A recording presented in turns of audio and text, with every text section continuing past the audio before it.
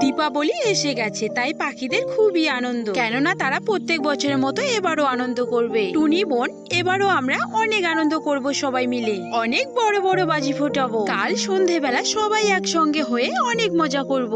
হ্যাঁ রিয়া দিদি, আমরা অনেক মজা করব, আমি, তুমি এবং জঙ্গলের সমস্ত পাখিগুলো। তাদের এই কথাগুলো দেবলীনা কাক দূর থেকে সবটা শুনে নেয়। ও তাহলে এই ব্যাপার, এবারও আমাদের বিরক্ত করবি, তারাও তোমাদের দেখাচ্ছি মজা, আমিও দেখবো কি করে পারিস। দেবলীনা কাক বাড়িতে চলে যায় তার বরের কাছে সবটা জানাতে। এই যে রিপন, এবারও শুনলাম নাকি পাখিগুলো সবাই মিলে দীপাবলি পালন করবে। ওসব বাজির আওয়াজ দিয়ে আমাদের অনেক বিরক্ত করবে, কিন্তু এবার আর আমি সেটা হতে দিব না। হ্যাঁ হ্যাঁ দেবলীনা, ঠিকই বলেছো, ওসব আওয়াজ আমার একদম ভালো লাগে না। তবে এর কিছু উপায় বের করো, যাতে এবছর আর তারা এ কাজ করতে না পারে। উপায় তো আমি আগে থেকে ভেবে রেখেছি রিপন, আসো তবে বলি। দেবলীনা কাক সমস্ত প্ল্যানের ব্যাপারটা বুঝিয়ে দেয়। ঠিক আছে, আমার কথা কেউ জিজ্ঞেস করলে বলবে যে আমি পিসির বাড়িতে ঘুরতে গেছি দীপাবলিতে। এর পরেক্ষণই রিপন তার কাজ শুরু করে দেয়, সোজা টুনিদের বাসায় চলে যায়। টুনি, এই টুনি, নদীর ধারে একটা গাছে অনেক সুন্দর ফল হয়েছে, আমি খেয়ে আসলাম, তুইও যা খেয়ে আয়। তাই নাকি রিপন দাদা, তাহলে আমিও যাই, কয়েকটা খেয়ে আসি। টুনি রিপনের কোনো চালাকি বুঝতে না পেরে সেখানে সে চলে যায়। টুনি যাওয়ার পরেই রিপন তাদের ঘরে চলে আসে। এই যে মা টুনি, তোর মা আমাকে নিয়ে যেতে বললো, আজ আমাদের বাড়িতে নিমন্ত্রণ আছে সবারই, তাই তোমাকে নিয়ে যেতে এসেছি। কিন্তু রিপন আঙ্কেল, আমার মা কোথায়? আমার মাকে তো দেখতে পাচ্ছি না। তোর মা আমাদের বাড়িতে আছে মা, তুই কোনো চিন্তা করিস না, চল এবার। রিপন ভুলিয়ে ভালিয়ে টুকিকে সেখান থেকে বাইরে বের করে নিয়ে আসে। টুকি এর আগে কখনো একা বাড়ি থেকে বেরোয়নি। এখানে তো কোনো ফলের গাছই নেই, তাহলে কি রিপন দাদা আমাকে মিথ্যে কথা বললো? আমার সাথে এরকম করাটা কোনো মানে ছিল? টুনি সেখানে কোনো ফলের গাছ দেখতে না পেরে সেখান থেকে সোজা বাড়ি চলে আসে। এদিকে রিপন টুকিকে তার পিসির বাড়ি পর্যন্ত নিয়েই চলছে, কারণ তাকে সেখানে আটকিয়ে রেখে তাদের মাদের দীপাবলি পালন করা নষ্ট করে দিবে। টুকি, মা কোথায় গেলি তুই? আয় এখানে। তুই তো কখনো ঘর থেকে বেরোস না, তাহলে কোথায় গেলি? অনেক ডাকাডাকির পরে টুকি সেখানে আসে না, কারণ টুকি তো বাড়িতেই নেই। এরপর টুনি তাকে খুঁজতে বেরিয়ে পড়ে। কবুতর দিদি, তুমি কি আমার মেয়ে টুকিকে এদিক দিয়ে যেতে দেখেছো?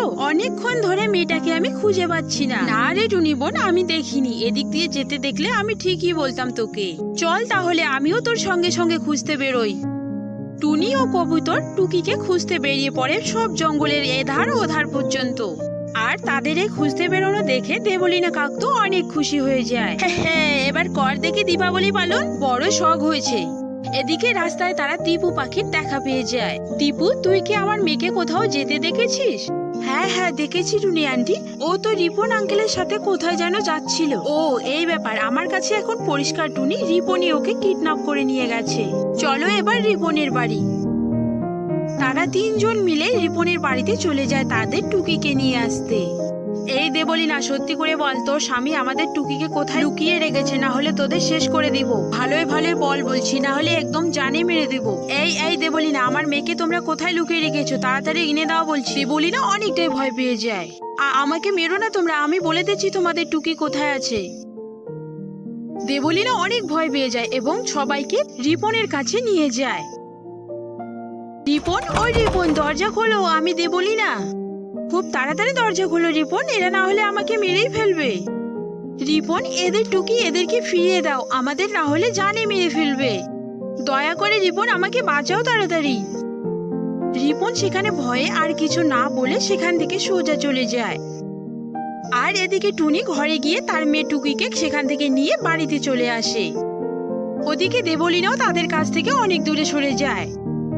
এভাবে সেদিনের রাতটা কেটে যায়। পরের দিন সন্ধ্যায় তারা অনেক আনন্দ করে দীপাবলি পালন করে। এরপর তাদের আর কোনো বাধা আসে না খুশিতে। আজ আর বসবো না রে বোন, তুমি শুধু বলো এই আগুন তোমরা কিভাবে তৈরি করো, এটা জানার জন্যই আজকে তোমার কাছে আসলাম। আচ্ছা ঠিক আছে টুনি দিদি, আমি তোমাকে একটা দেশলাই কাঠের বক্স দিয়ে দিচ্ছি। টুনির পিস্তুত বোন তাকে সবটা বুঝিয়ে দেয়। সেসব শুনে টুনি সোজা তাদের জঙ্গলে চলে আসে এবং সবাইকে সবটা বলতে থাকে। আগুন নিয়ে আর কোনো চিন্তা নেই, যাও যাও তোমরা সবাই একটু একটু করে শুকনো কাঠ নিয়ে আসো, আমি একটু শুকনো ঘাসের ব্যবস্থা করছি। চলো চলো, আর দেরি করলে চলবে না। তুমি একটু দাঁড়াও টুনি, আমরা এক্ষুনি নিয়ে আসছি। এরপর সবাই একটু একটু করে কাঠ আনতে চলে যায়। যে যেখান থেকে পারছে সে সেখান থেকে কাঠ সংগ্রহ করে আনছে।